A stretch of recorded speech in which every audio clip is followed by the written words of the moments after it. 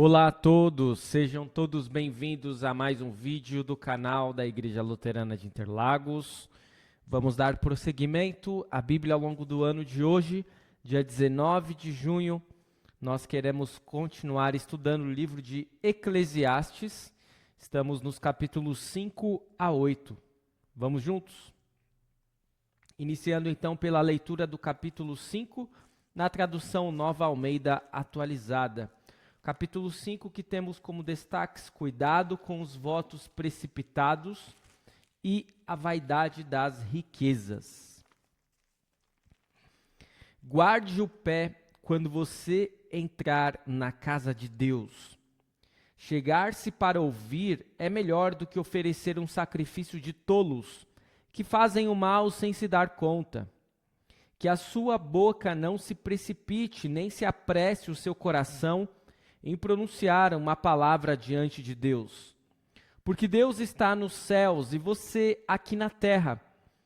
Portanto, sejam poucas as suas palavras, porque das muitas preocupações vêm os sonhos, e do muito falar, palavras tolas. Quando você fizer algum voto a Deus, não demore a cumpri-lo, pois ele não se agrada de tolos. Cumpra o voto que você faz. Melhor é não fazer voto do que fazer e não cumprir. Não consinta que a sua boca o leve a pecar, nem diga ao mensageiro de Deus que foi descuido, porque fazer com que Deus fique irado por causa do que você diz e deixar que ele destrua o que você fez? Porque como na multidão dos sonhos há vaidade, assim também nas muitas palavras. Portanto, tema a Deus. Se você notar em alguma província opressão de pobres e roubo em lugar do direito e da justiça, não fique admirado com isso, porque o que está num posto elevado tem acima de si outro mais elevado que o explora. E sobre estes há ainda outros mais elevados que também exploram. O proveito da terra é para todos, até o rei se serve do campo. Quem ama o dinheiro jamais se fartará de dinheiro, e quem ama a abundância nunca ficará satisfeito com o que ganha. Também isto é vaidade. Onde os bens se multiplicam, também se multiplicam os que deles comem. E que proveito têm os donos, a não ser o de ver esses bens com seus olhos? Doce é o sono do trabalhador, quer coma pouco, quer muito, mas a fartura do rico não deixa dormir. Há um grave mal que vi debaixo do sol, as riquezas que os seus donos guardam para o seu próprio prejuízo. E se essas riquezas se perdem num mau negócio, o filho que esse homem gerou ficará de mãos vazias. Como saiu do ventre de sua mãe, a saber, nu, assim voltará, indo-se como veio, e do seu trabalho nada poderá levar consigo. Também isto é um grave mal. Precisamente como veio, assim ele vai. E que proveito terá de haver trabalhado para o vento? Em todos os seus dias comeu o seu pão nas trevas, com muito enfado, com enfermidades e indignação. Eis o que eu vi. Boa e bela coisa é comer e beber e desfrutar o que conseguiu de todo o seu trabalho, com o que se afadigou debaixo do sol, durante os poucos dias da vida que Deus lhe deu, porque esta é a sua porção. Quanto àquele a quem Deus conferiu riquezas e bens, e lhe deu poder para deles comer, receber a sua porção e desfrutar do seu trabalho, isto é dom de Deus, porque não ficará pensando muito nos dias da sua vida, pois Deus lhe enche o coração de alegria. Este é o capítulo 5. O sábio dá bons conselhos sobre promessas feitas a Deus e a atitude diante do dinheiro. Um outro mal desta vida é a falência. A melhor maneira de viver é desfrutar do trabalho e da prosperidade. Se for o caso, pois estes são dons de Deus. A diversão é o antídoto contra a melancolia causada pela passagem do tempo. Dois assuntos que nós podemos enfatizar neste capítulo 5. O primeiro é o muito falar. Jesus depois vai dizer que o seu sim seja sim, que o seu não seja não. Evite jurar. E aqui estamos falando de algo parecido, que são os votos no início do capítulo 5. Ele vai dizer, né? Melhor é não fazer voto do que fazer e não cumprir. Tem muitas pessoas que falam demais e fazem pouco. Se nós pararmos para pensar, muitas vezes podemos ser assim. Falamos demais, sabemos de todos os problemas do mundo, criticamos o governo, criticamos a igreja, criticamos o síndico do prédio, criticamos todo mundo. Mas quando é na hora de nós fazermos, nós ficamos apenas falando, mas não fazemos. Por isso, é bom evitarmos falar demais. Saber que somos imperfeitos, saber que muitas vezes aquilo que nós prometemos fazer não conseguiremos fazer. E um outro assunto também que ele vai enfatizar é a respeito das riquezas. Muitas vezes as pessoas querem acumular, ajuntar, querem garantir o futuro dos filhos, dos netos, dos bisnetos. E o que ele está dizendo aqui em Eclesiastes 5 é que você não sabe o dia de amanhã, pode ser que você tente acumular e perca tudo. Por isso, o bom é você desfrutar do seu trabalho, desfrutar com o lazer, com a comida, com a bebida, sem exageros, obviamente, e realmente curtir a vida, não viver apenas para o trabalho, porque isso vai ser uma grande ilusão, você vai acumular e não vai aproveitar. Este é o capítulo 5, vamos ao capítulo 6. Há um mal que vi debaixo do sol e que pesa sobre a humanidade. Aquele a quem Deus conferiu riquezas, bens e honra, e nada lhe falta de tudo que a sua alma deseja, mas Deus não lhe concede que desfrute disso, ficará para um estranho. Também isto é vaidade e grande mal.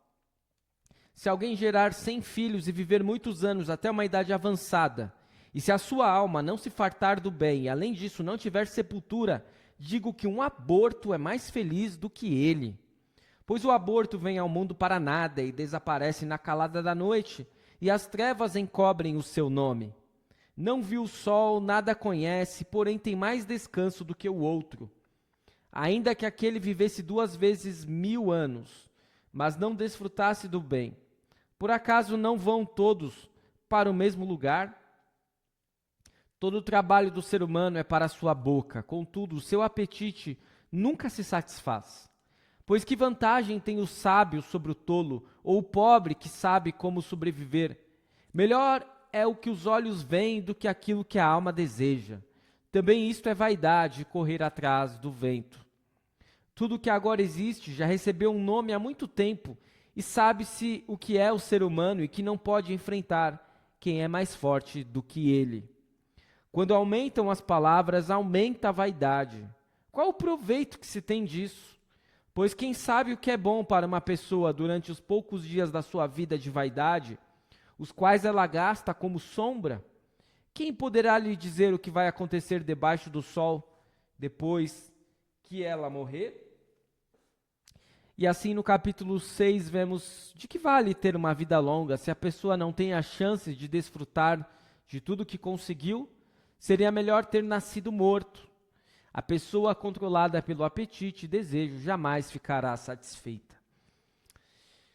É muito importante, então, observarmos estes 2 destaques. Um já estava vindo já na sequência do capítulo 5. Ainda está falando da vaidade das riquezas e do problema de se viver para acumular. Você não sabe até quando você estará aqui. Como naquela parábola, né? Do agricultor que teve uma grande colheita e não tinha onde estocar aquilo que colheu. E aí ele resolveu destruir os seus celeiros e construir celeiros maiores. E quando ele conseguiu finalizar a construção, ficou satisfeito e disse: agora sim, agora eu posso ficar em paz, eu tenho grãos para muito tempo e eu posso até vender, doar, quer dizer, ele não queria doar, né? Mas enfim. E Jesus chega e fala: louco, esta noite pedirão a sua alma, e do que te adiantará ter vivido para o capital, para o dinheiro? para a produção. Por isso, é muito até pesado o que ele diz, né? Melhor um aborto, é melhor alguém que nasceu morto do que uma pessoa que viveu para isso, porque de nada adiantou. E um outro destaque que ele vai fazer é em relação ao ser humano nunca estar satisfeito. É como naquela música do Rolling Stones, né? I can get no satisfaction. Eu nunca me satisfaço com nada. É claro que lá tem uma conotação muitas vezes sexual, de um homem devasso que jamais está satisfeito. E, de certo modo, muitos vivem esta vida, né? Dos rockstars, não apenas rockstars, mas pessoas de modo geral, nunca estão satisfeitas, sempre estão procurando mais relacionamentos, mais dinheiro, mais prazeres. E essa é a tônica do ser humano, não estar satisfeito. Porque, como diria o escritor russo Dostoiévski, o ser humano tem um vazio do tamanho de Deus. Portanto, como é que eu posso me preencher, né? Preencher esse vazio? Somente com Deus. Se eu buscar nas coisas deste mundo, se eu buscar nas coisas desta vida, esqueça. Eu nunca vou ter satisfação plena. Vamos ao capítulo 7, que vai falar a respeito da sabedoria e da tolice. A boa fama é melhor do que um bom perfume, e o dia da morte é melhor do que o dia do nascimento. Melhor é ir à casa onde há luto do que ir à casa onde há banquete, pois naquela se vê o fim de todas as pessoas, e que os vivos o tomem em consideração. Melhor é a mágoa do que o riso, porque contra a tristeza do rosto se melhora o coração. O coração dos sábios está na casa do luto, mas o dos insensatos na casa da alegria. Melhor é ouvir a repreensão do sábio do que ouvir a canção dos tolos. Pois como o crepitar dos espinhos debaixo de uma panela, assim é a risada dos tolos. Também isto é vaidade. Certamente a opressão faz do sábio um tolo, e o suborno corrompe o coração. Melhor é o fim das coisas do que o seu princípio. A paciência é melhor do que a arrogância. Não se apresse em ficar irado, porque a ira se abriga no íntimo dos tolos. Nunca se pergunte por que os dias passados foram melhores do que os de agora, pois não é sábio fazer essa pergunta. Boa é a sabedoria havendo herança. Ela é proveitosa para os que veem o sol. A sabedoria protege do mesmo modo que o dinheiro, mas a vantagem da sabedoria é que ela dá vida a quem a possui. Observe as obras de Deus, pois quem poderá endireitar o que ele fez torto?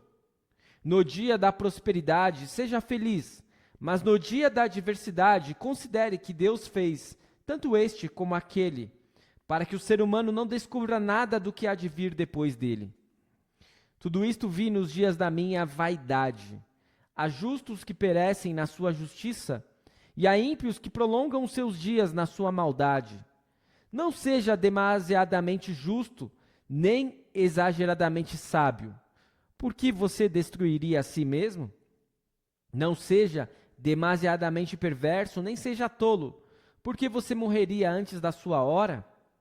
Bom é que você retenha isto e também não abra mão daquilo, pois quem teme a Deus sai ileso de tudo isto. A sabedoria fortalece o sábio, mais do que 10 poderosos que se encontram numa cidade. Não há nenhum justo sobre a terra que faça o bem e que não peque. Não dê atenção a todas as palavras que se dizem, para que você não venha a ouvir o seu servo amaldiçoando você. E você sabe que muitas vezes você mesmo já amaldiçoou os outros. Tudo isto examinei por meio da sabedoria. Eu disse, serei sábio, mas a sabedoria estava longe de mim. O que está longe é muito profundo, quem o poderá encontrar? Procurei conhecer, investigar, buscar a sabedoria e a razão, e compreender que a maldade é estupidez e a tolice é loucura. Achei coisa mais amarga do que a morte. a mulher cujo coração é rede e armadilha e cujas mãos são correntes. Quem agrada a Deus fugirá dela, mas o pecador virá a ser seu prisioneiro. Eis o que descobri, diz o pregador, conferindo uma coisa com outra, para a respeito delas formar o meu juízo. Juízo que ainda procuro e não encontrei. Entre 1000 homens achei um como esperava, mas entre tantas mulheres não achei nem sequer uma. O que descobri é tão somente isto, que Deus fez o ser humano reto, mas ele se meteu em muitos problemas. Este é o capítulo 7, onde o sábio leva em conta a morte tanto quanto a vida. A melhor opção é encarar a vida com seriedade. Saiba como desfrutar dos bons tempos e aprender com os ruins. O pregador observa outra anomalia da vida. Existem pessoas boas que morrem cedo, enquanto os maus envelhecem na sua perversidade. Tudo é testado pela sabedoria, mas uma vida não basta para entender tudo. Deus não tem culpa, não há nada de errado com a maneira como Ele nos fez. Se temos problemas, isto é assim porque nós complicamos tudo. E assim nós percebemos que Salomão aqui no capítulo 7, ele traz coisas que são muito importantes e que ele aprendeu ao longo da vida. Ele percebe que nós precisamos considerar exatamente a vida de uma forma que nós estamos aqui de passagem. E por isso, lá no versículo 10, ele vai dizer: nunca pergunte por que os dias passados foram melhores do que os de agora, pois não é sábio fazer essa pergunta. E muitas vezes nós caímos nesse erro, né? Nós ficamos lá saudosos, saudosistas. Ah, como era bom antigamente. Essa não é uma atitude sábia, porque nós devemos viver o agora e devemos nos preparar para o porvir.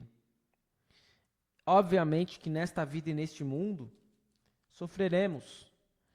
Por isso, parece que Eclesiastes é uma complementação a Provérbios. Enquanto Provérbios está focado no porvir e fala sempre que o justo vai ter uma boa vida e que o ímpio sofrerá, Eclesiastes vem na contramão. Aparentemente está contradizendo isto, mas porque o olhar do sábio não está no porvir, mas está nesta vida e neste mundo. E nesta vida e neste mundo, muitas vezes a nossa sensação será esta: o justo sofre, o ímpio se dá bem. Mas é óbvio que essa linha é tênue entre quem é justo e quem é ímpio. Nós sabemos que quem é justo é quem crê em Cristo, mas não é inteiramente justo, porque continua pecador, certo? E quem é ímpio é porque não tem Cristo, mas não é porque é pior do que quem é justo. E ele vai falar de uma forma muito sábia lá no versículo 29. O que descobri é tão somente isto, que Deus fez o ser humano reto, mas ele se meteu em muitos problemas. E mesmo Salomão, pedindo sabedoria a Deus, ele vai perceber, parece que ao final da sua vida, ao escrever Eclesiastes, que não adiantou. Tudo examinei por meio da sabedoria, eu disse: serei sábio, mas a sabedoria estava longe de mim, diz lá no versículo 23. E parece que nós podemos ter certeza de que foi de fato Salomão quem escreveu Eclesiastes, quando ele vai falar das suas péssimas experiências com as mulheres. Afinal de contas, Salomão teve mais de 1000 mulheres, como nós sabemos, né? 300 mulheres, 700 concubinas, enfim. E aí ele vai dizer, né? Entre 1000 homens, achei um como esperava, mas entre tantas mulheres não achei nem sequer uma. A coisa mais amarga do que a morte, a mulher cujo coração é rede, armadilha e cujas mãos são correntes. Quem agrada a Deus fugirá dela, mas o pecador virá a ser seu prisioneiro. Salomão virou prisioneiro das suas mulheres. Caiu em pecado. É impressionante como um homem tão sábio, que pediu sabedoria a Deus, que o próprio Deus disse é o mais sábio dos homens, que escreveu Provérbios, que escreveu Eclesiastes, ao final da sua vida declinou, caiu e viveu assustadoramente em pecado, diante de idolatria. por conta de suas múltiplas mulheres. E aí chegamos ao capítulo 8. Vamos à leitura. Quem é como sábio? E quem sabe a interpretação das coisas? A sabedoria faz reluzir o rosto de uma pessoa e muda a dureza do seu semblante. Eu digo a você, observe o mandamento do rei, e isso por causa do juramento que você fez diante de Deus. Não tenha pressa em sair da presença dele, nem insista em fazer o que é mal, porque ele faz o que bem entende. Porque a palavra do rei tem autoridade suprema. Quem pode lhe perguntar o que você está fazendo? Quem guarda o mandamento não experimenta nenhum mal, e o coração do sábio conhece o tempo e o modo certo de agir. Porque há um tempo e um modo para todo propósito, porque é grande o mal que pesa sobre o ser humano. Ninguém sabe o que vai acontecer, pois quem poderá lhe dizer o que vai acontecer? Não há ninguém que tenha domínio sobre o espírito para o reter, nem tampouco quem tenha poder sobre o dia da morte. Não há como escapar desse combate, a maldade não poderá livrar os que a praticam. Tudo isso vi quando comecei a pensar no que se faz debaixo do sol. Há um tempo em que uma pessoa tem domínio sobre outra pessoa para seu próprio mal. Assim também vi os ímpios serem sepultados com honra, ao passo que os que frequentavam o lugar santo foram esquecidos na cidade onde fizeram o bem. Também isto é vaidade. Como não se executa logo a sentença contra uma obra má, o coração humano está inteiramente disposto a praticar o mal. Ainda que o pecador faça o mal 100 vezes e a vida dele se prolongue, eu sei com certeza que tudo correrá bem para os que temem a Deus. Mas nada correrá bem para o ímpio, e ele não prolongará os seus dias, será como a sombra, visto que não teme a Deus. Ainda há outra vaidade sobre a terra, justos que são tratados segundo as obras dos ímpios, e ímpios que são tratados segundo as obras dos justos. Digo que também isto é vaidade. Por isso exalto a alegria, porque para o ser humano não há nada melhor debaixo do sol do que comer, beber e alegrar-se, pois isso o acompanhará no seu trabalho nos dias da vida que Deus lhe dá debaixo do sol. Quando me dediquei a conhecer a sabedoria e a ver o trabalho que há sobre a terra, pois nem de dia nem de noite se consegue conciliar o sono, contemplei toda a obra de Deus, e vi que o ser humano não pode compreender a obra que se faz debaixo do sol. Por mais que se esforce para descobrir, não a entenderá, e ainda que o sábio diga que conseguirá conhecê-la, nem por isso a poderá achar. Este é o capítulo 8, onde a fé não pode resolver o problema do mal, pessoas boas são castigadas como se fossem más, e os maus são admirados e levam uma vida confortável. O povo de Deus só pode afirmar o que sabe ser verdadeiro, embora as evidências indiquem o contrário. A alegria é a melhor coisa na vida, diz o sábio. Ele se aplica a conhecer a sabedoria, embora saiba que Deus não nos deu resposta para os mistérios da vida. É claro que aqui, a partir do capítulo 8, Salomão vai dizer que não é bem assim, não é que o ímpio sempre vai se dar bem e o justo sempre vai se dar mal. Começa a perceber que no porvir não será assim. E, finalizando, ele vai dizer a respeito da alegria, da felicidade, que é o que nós devemos ter nessa vida. É uma vida difícil, uma vida dura, uma vida injusta, uma vida repleta de problemas, repleta de ilusões. Nós corremos atrás do vento o tempo inteiro, mas ainda assim vamos nos alegrar, sim, com aquelas coisas simples que Deus nos deu. Por isso, você ler Eclesiastes é o suprassumo da sabedoria. Você levar em consideração o que Deus está dizendo aqui para nós, é de fato você reconhecer aonde você deve estar. Aonde você deve estar? É claro que nós vamos sim correr atrás de conquistas pessoais. É claro que nós vamos viver para as coisas desse mundo.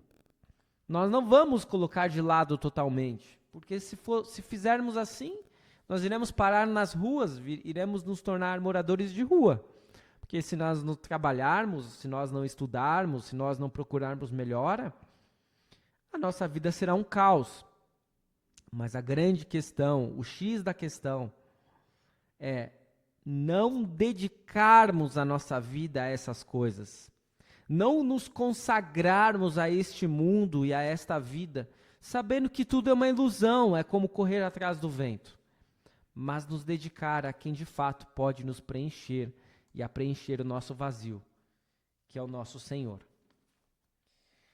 Passando para os ensinamentos para hoje, já tivemos tantos, né? Mas só finalizando. Na parte final do capítulo 5, Salomão mostra como fazer um uso agradável dos dons de Deus. E no capítulo 6 ele mostra os maus usos da riqueza e pergunta: será que o acúmulo de riqueza trará felicidade? Você já sabe a resposta, né? Os faraós egípcios, eles imaginavam que poderiam carregar tudo para os seus túmulos, né? E até hoje os seus túmulos são visitados, são as pirâmides. E os faraós, inclusive, levavam, após a morte, até mesmo seus funcionários, que eram enterrados vivos juntos com o corpo dos faraós, que eram mumificados. Mas o que eles levavam de fato? Nada. Apenas estavam vivendo uma loucura pela fé que eles tinham também nos deuses egípcios. Depois nós procuramos observar lá no capítulo 7 que evitar a sabedoria de Deus é perversidade e insensatez, mas encontrar a sabedoria dele, quando ele concede, preserva a nossa vida e nos dá esperança diante de todas as frustrações. Por isso é bom nós termos a sabedoria de Deus, a sabedoria que vem do alto, a sabedoria bíblica.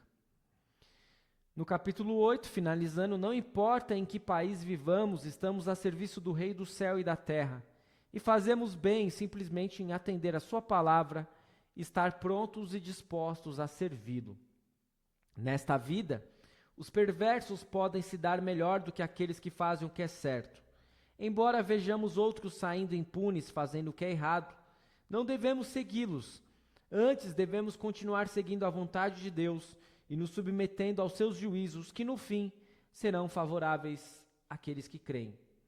E por último, em vez de tentar entender o porquê de tudo o que acontece na vida, precisamos reconhecer que o propósito e o plano de Deus prevalecem. Vamos buscar razões para dar graças a Ele todos os dias, especialmente na misericórdia que Ele estende a nós por meio de Cristo. E assim, cultivando a gratidão, seremos muito mais felizes, viveremos muito melhor. Eu espero que este estudo tenha sido de proveito para você. Continue seguindo o nosso projeto A Bíblia ao longo do ano. E amanhã retornaremos com o dia 20 de junho, onde nós finalizaremos o estudo do livro de Eclesiastes. Fique na paz do Senhor, tenha um abençoado dia. Até a próxima.